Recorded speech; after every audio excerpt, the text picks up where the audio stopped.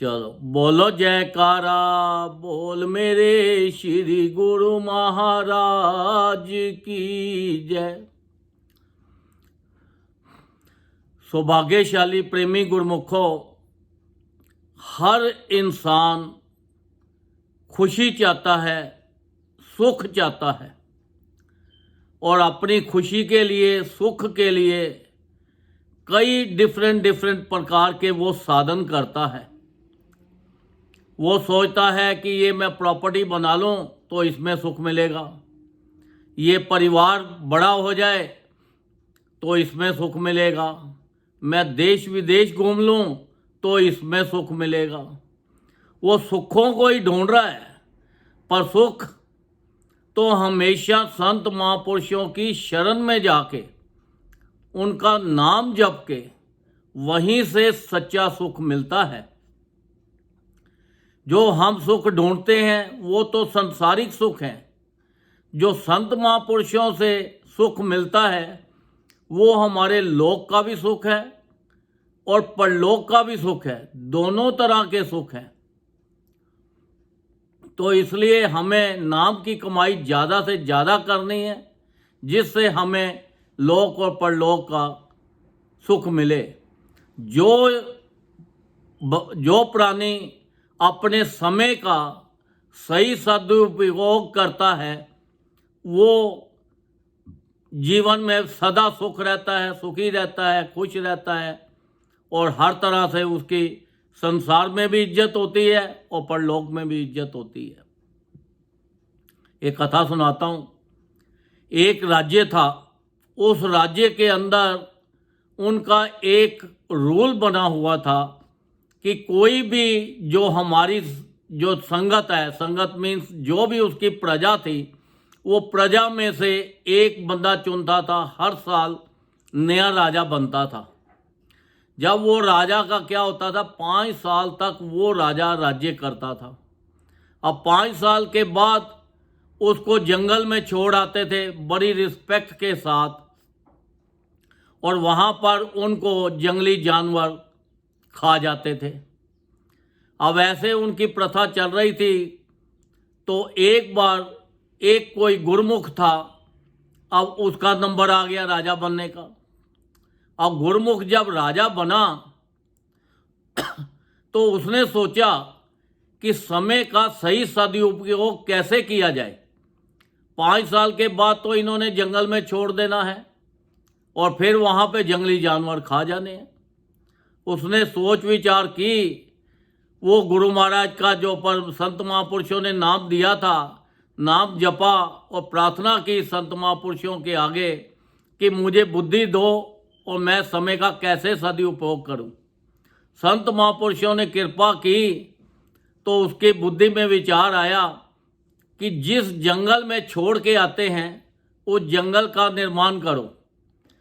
अब वो राजा था, 5 साल तक तो उसका राज चलना ही चलना था। उसने बंदे भेजे तो जहाँ पे छोड़ के आते थे वो सारे जंगल की सफाई करवा दी। फिर जब सफाई हो गई तो फिर और बंदों को भेज दिया, चलो भाई वहाँ पे फूल बगीचे गार्डन वो लगाओ। अब वो लगने शुरू हो गए। फिर उन्होंने बोला कि यहाँ पर एक बहुत अच्छा भवन बनाओ। वो भवन भी बन गया।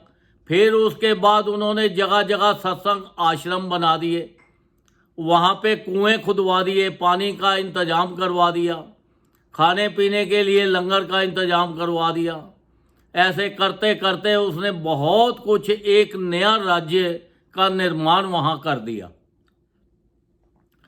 तो जैसे ही 5 साल पूरे हुए तो उस गांव की प्रथा के मुताबिक उनको बड़ी इज्जत के साथ जंगल में छोड़ आए।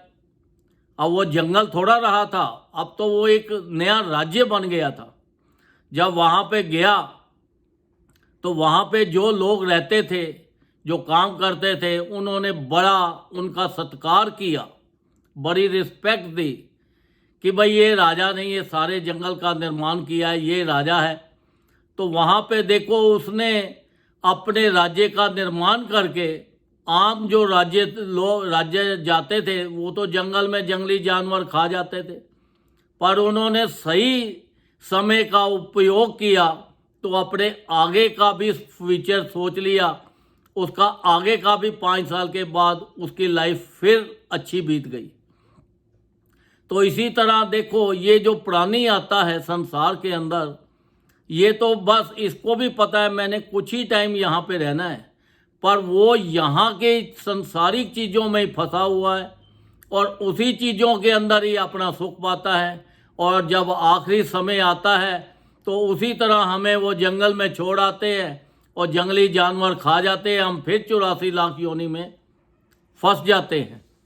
तो हमें ये 84 लाख योनि से फंसने के बचने के लिए हमें समय का सही सदुपयोग करना है।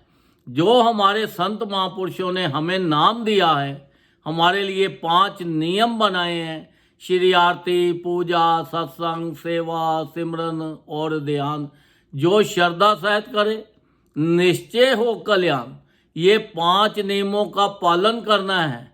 ज़्यादा से ज़्यादा हमें सत्संग में जाना है, ज़्यादा से ज़्यादा नाम जपना है, भजन करना है, ताकि हमारी जो सुरती है वो शब्द के साथ लगी रहे। अपना जो फ्यूचर हमारा तभी सही बनेगा जब हम ज़्यादा से ज़्यादा भजन करेंगे, अपनी सुरती और शब्द को एक कर देंगे, फिर हमारा लोक और परलोक दोनों सुखी हो जाएगा। तो ये देखो कि ये संसार के अंदर बड़े विरले लोग मिलेंगे, बड़े कम लोग मिलेंगे जो इस रास्ते पे जाएंगे।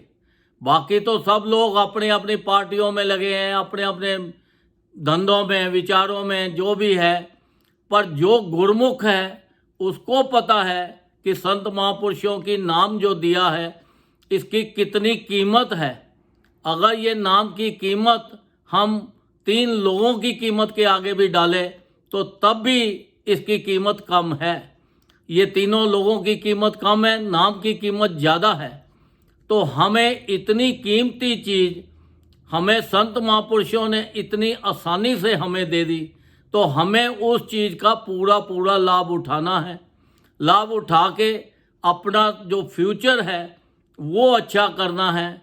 जैसे लोहा पारस के साथ लग के सोना बन जाता है, ऐसे ही हमें नाम जप के एक अच्छा गुरमुख बन जाना है, अच्छी पवित्र आत्मा बन जानी है, मन को निर्मल कर लेना है, सबके लिए अच्छा सोचना है, अच्छा करना है, ताकि हमारे यहाँ जाने के बाद भी लोग हमें याद करें। वो तभी होगा जब हम ज़्यादा से ज़्यादा नाम जपेंगे। जब नाम जपेंगे तो हमारा मन निर्मल होगा। तो ये सारा कुछ कहाँ से होगा? सत्संग में जाने के होगा। अगर क्लास होती है, अब क्लास के अंदर बच्चे कितने इकट्ठे होते हैं, तभी वहाँ पढ़ते हैं ना। अगर टीचर का बच्चा जो है वो चाहे कि मैं अपने बच्चे को घर पे पढ़ा लूँ, इसको डिग्री दे दूँ, क्या वो दे सकता है? नहीं। वो टीचर भी कहता है स्कूल के अंदर, कॉलेज के अंदर एडमिशन लो, तभी आप पढ़ सकोगे। तो जब तक हम सत्संग में नहीं जाएंगे, उनका हुक्म में नहीं चलेंगे, उनके नियमों का पालन नहीं करेंगे, तब तक हम अपनी लाइफ में सक्सेस नहीं हो सकते। हमें अपनी लाइफ में सक्सेस होने के लिए उनकी चरण शरण में जाना पड़ेगा, उनका नाम जपना पड़ेगा, सत्संग में जाना पड़ेगा, हुक्म का पालन करना पड़ेगा, नियमों का पालन करना पड़ेगा, तभी हमें लोक और परलोक दोनों के सुख मिलेंगे। ज़्यादा से ज़्यादा भक्ति करो, संसारिक काम भी करते रहो, पर संसारिक काम से अलग रहो। ऐसा नहीं कि हम संसारिक काम में ही फंस जाएं, अपनी सुरती को इधर ही फंसा दें। अगर इधर ही फंसा दी तो फिर तो 84 लाख योनि से हमें कोई नहीं बचा सकता। तो हमें तो अपना लोक और परलोक दोनों सुखी करना है। इसलिए हमें ये बड़ा कीमती समय मिला है और बड़ा थोड़ा टाइम है। ये थोड़े टाइम में अपने आप को ज़्यादा से ज़्यादा अच्छे काम करके, उस भगवान का भजन करके अपना लोक और परलोक दोनों सुखी करना है। तो उससे देखो, अगर हम ज़्यादा भजन करते हैं, संत महापुरुषों को भी प्रसन्नता होती है और आप भी खुश रहते हो। तो क्यों ना ऐसा काम किया जाए जिससे आपको भी संसार की खुशियाँ भी मिले, परलोक को खुशियाँ भी मिले, और संसार के अंदर जिन जिन लोगों के साथ आपका मिलना जुलना रिश्तेदारी है वो भी सारे के सारे खुश रहे। ऐसे काम करके जाओ कि जो हर जगह हर इंसान आपकी इज्जत करे। ये तभी होगा जब ज़्यादा से ज़्यादा आप भजन करोगे। संत महापुरुष भी यही जोर देते हैं, ज़्यादा से ज़्यादा नाम जपो, नाम जपो, नाम जपो। नाम के अंदर बहुत ताकत है। ज़्यादा से ज़्यादा नाम जपो जिससे आपका लोक और आपका परलोक दोनों सुखी हो जाए। बोलो जयकारा, बोल मेरे श्री गुरु महाराज जी की जय।